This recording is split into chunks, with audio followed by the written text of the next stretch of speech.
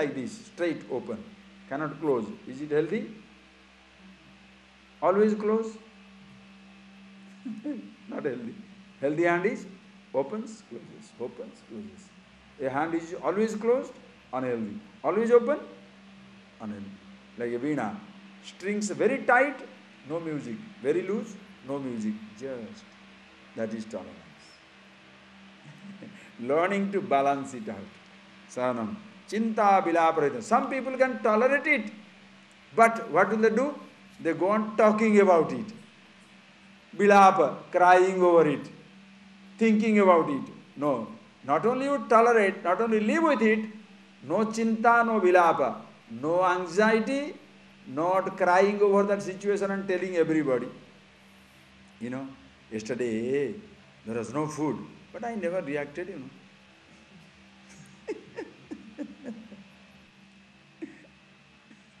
Are you getting it? It is so subtle.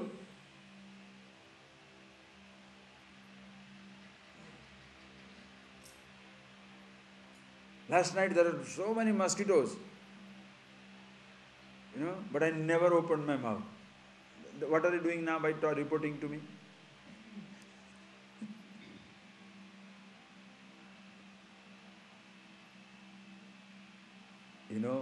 Like a flower blossoms, understand, a bud grows in the stillness of the night, in the womb of darkness, to bloom in the morning. This knowledge, in the silence, isolation of your being, in the quietude of your room, in isolation of your being, you develop, to blossom.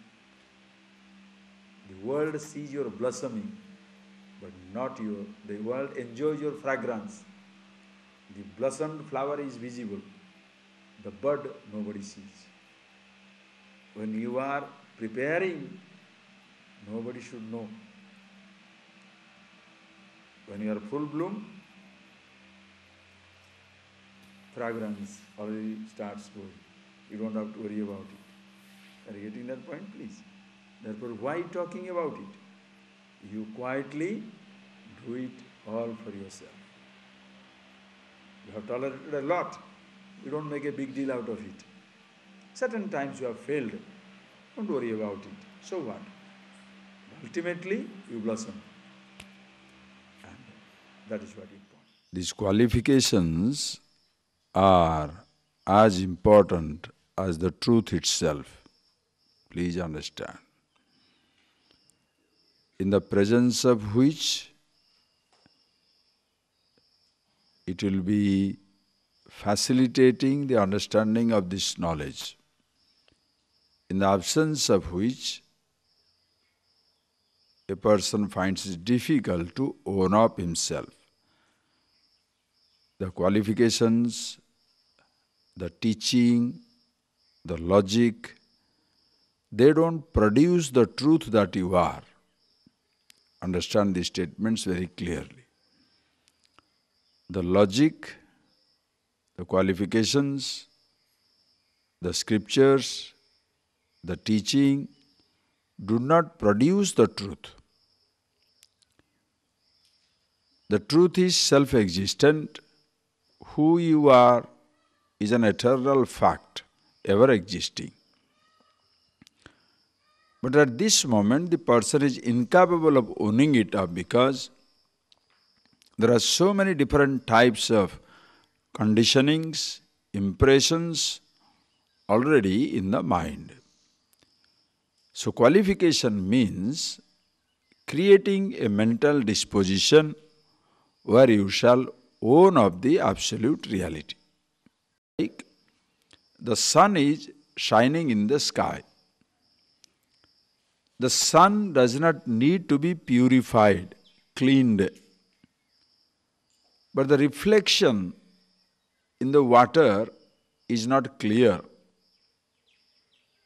Even though the sun is the brightest of the bright thing in the sky, the reflection in the water is not clear because the water is muddy. To catch the reflection, You don't have to cleanse the sun. You allow the water to settle down. When the mud settles down, the sun cannot withdraw its revelation, reflection. Same thing also. Who you are, the sun of consciousness that you are, is eternally bright. But at this moment, the person finds it difficult to appreciate because the mind seems to be muddied, confused,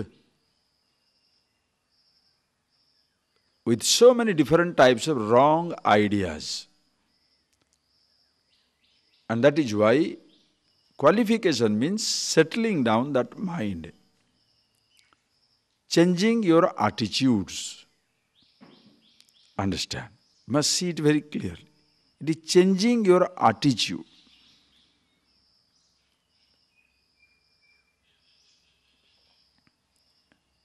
That is where we saw all these viveka, vairagya.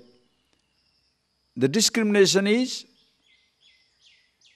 knowing for sure what is ephemeral, transient, changing, perishing, dying. And therefore, deciding that I cannot depend upon the changing things to be changeless. The moment you discover all that is changing, now you don't depend upon them. Now where is the disturbance in your mind? Dispassion is not the renunciation of the object, not the renunciation of the world, not the dismissal of your physical body or sense organ, but recognizing that there is no sense of bhoga, either pain or pleasure, in the object, in the body or in the senses. There is sensation, but you cannot equate happiness with the sensation. The moment you appreciate this, your dispassion is complete. You are not renouncing the object. You are not dismissing the world, but no more imposing happiness on the object to go towards it, nor you are imposing unhappiness on the object to run away from it. Just see that mind, which doesn't impose happiness to run towards, neither it imposes unhappiness to run away. You are steady. Are you getting that point, please? Automatically, now you are aware of yourself, very, very clear. Appreciate.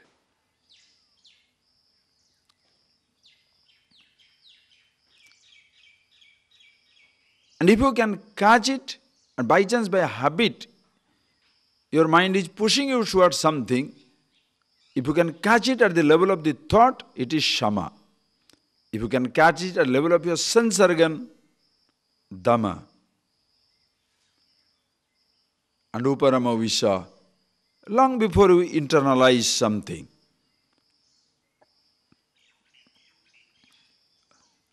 you better be conscious. Because most of the time, our mind goes on reacting. So when somebody says something, your mind is heavily reacting to the statement. And therefore, out of that agitation, when you are acting on the world, you are passing on your agitation to the world.